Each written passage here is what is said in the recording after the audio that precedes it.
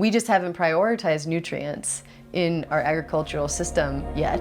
It seems crazy that we haven't, but right now it's just all about yield. And it's all about efficiency and how much can we produce, rather than what is the quality of what we're producing. I'm Autumn Smith.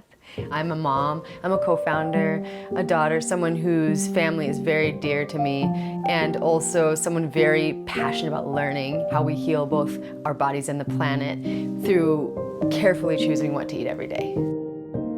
My dissertation was on variation in beef's fatty acid profile and its implications for human health.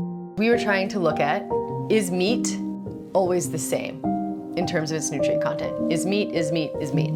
So we wanted to find out if meat that came from grass-fed and healthier systems was different and made you healthier, potentially, than meat that came from a feedlot or a less healthy system. Yeah. It's just liquid. Soup? Yeah, liquid. Yeah, the soup, but then purified also. Yeah. So. And what we found was that it is. That you can have more omega-3s, like you'd find in fish, in beef, that come from grass-fed and regenerative. Botanically diverse, just meaning when there's lots of different kinds of plants, that type of meat seems to produce more omega-3 fatty acids. And that's really exciting because we need more omega-3 fatty acids. And so all the research was trying to decide is, if you raise animals in a way that is healthier for nature, could it also be healthier for humans? And then we found that it was. I think that's what Wild Pastures is trying to get to, is like helping people opt into that system.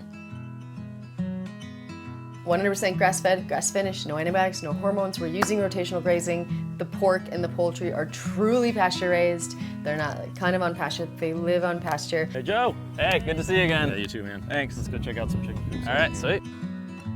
And we make sure that people are very well aware of our standards. We also meet with the people. We'll send Chaz and John. They go out and they see the farms and also meet the producers who we're working with personally. And many of these people we work with are very passionate about regenerative agriculture.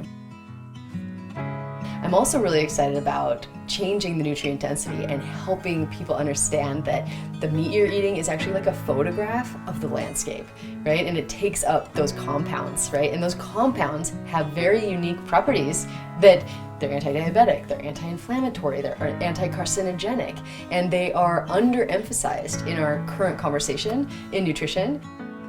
And I'm really excited for people to regain a respect and appreciation for meat in that way as like a tool to vibrant health rather than something that is being demonized as it is today.